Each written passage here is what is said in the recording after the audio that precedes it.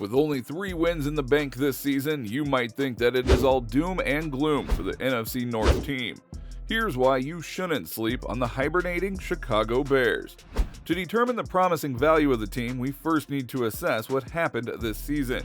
Why are the Bears, who have considerable assets, decided to trade away key defensive players and are in the position they find themselves as the team with the second worst record in the NFL? Well, the main problem was poor coaching to begin the season. It took head coach Matt Eberflus 3 games to figure out that his quarterback, Justin Fields, was better at rushing than passing the ball. Coach Eberflus' strategy of being a pass-heavy offense backfired in Week 1 due to the weather conditions in Chicago and in the following weeks when his passing game scored 0 touchdowns and gave up 3 interceptions. In his wisdom, Eberflus knew he had to turn this team into a run-first offense, and by doing so, the players believed in his coaching philosophy and performed with their most surprising victory of the season to Bill Belichick's New England Patriots. In that game, they put up the most points they had all season with 33, and more importantly, held the Patriots to just 14 points. In the game, Coach Eberflus told his quarterback to throw it 21 times and directed him to 14 rush attempts. Coach Eberflus got the best out of his star player and found a winning formula with this Bears team. They rushed the ball for 243 yards and passed it for 179, and what proved to be the last time the Bears won so far this season. The 2 wins from their 3-10 record happening in the opening 3 weeks of the season, where Eberflus thought he knew what it took for the Bears to start cooking. He didn't anticipate the dramatic drop-off, but he did a course correction, and that's all that you can ask of a coach. But to be aware when things are not working out and to find a way to solve the problem. Now, the issues with the Bears still exist, but at least the front office knows they have a coach who is willing to be flexible and resourceful. There's nothing worse than a stubborn coach when results aren't falling your way. But in Matt Eberflus, the Bears have a handler who can steer the ship in the right way. But for there to be a reason for Eberflus to stay on board, he needs assets, players who can step up and deliver.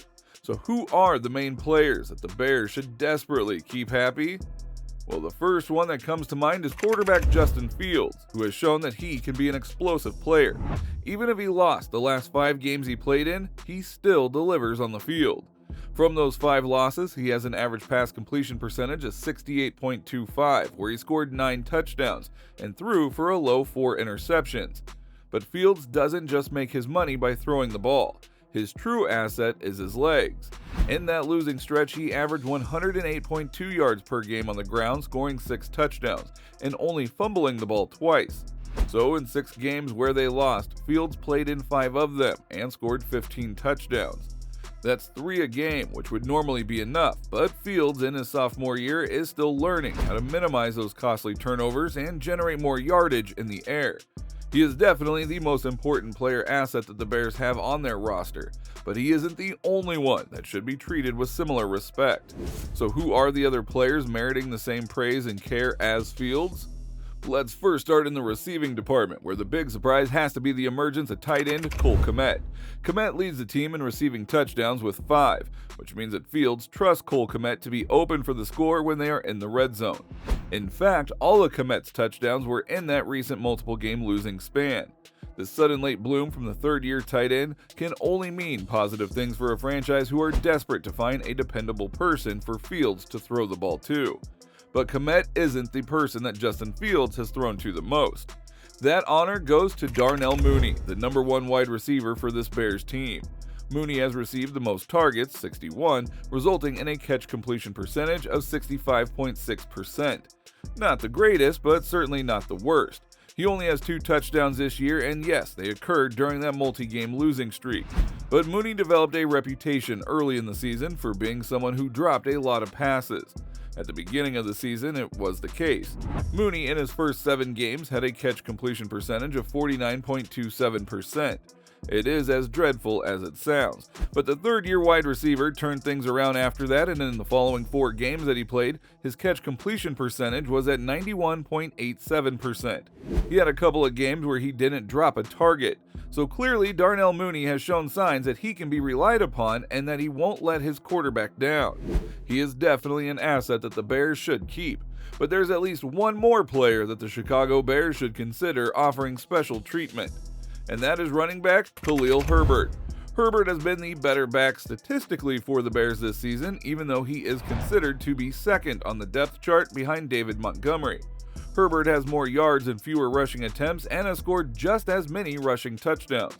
Herbert does have one more receiving touchdown than Montgomery, and another difference is that Herbert is in his second year in the NFL, while Montgomery is in his fourth.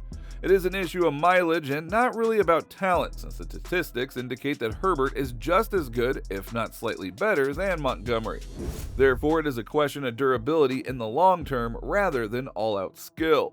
Herbert is in a better position to stay, while David Montgomery is in a more likely disposition to be traded. But what would the Bears trade Montgomery for? More draft picks?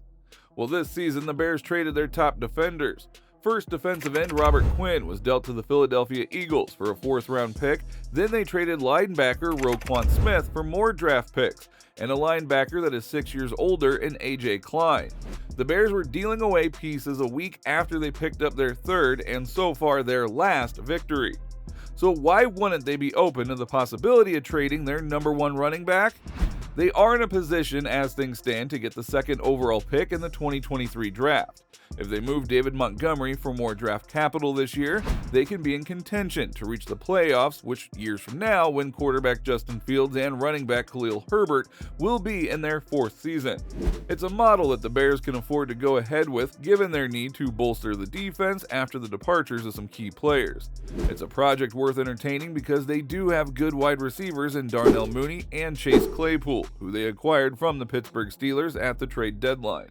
They have a young tight end who is coming into his own in Kmet and just need a little bit of luck when it comes to draft day.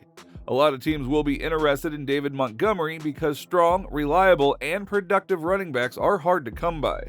Teams like the Los Angeles Rams, Arizona Cardinals, and the Baltimore Ravens are just a few who would be definitely interested in acquiring a player of the skill set of David Montgomery.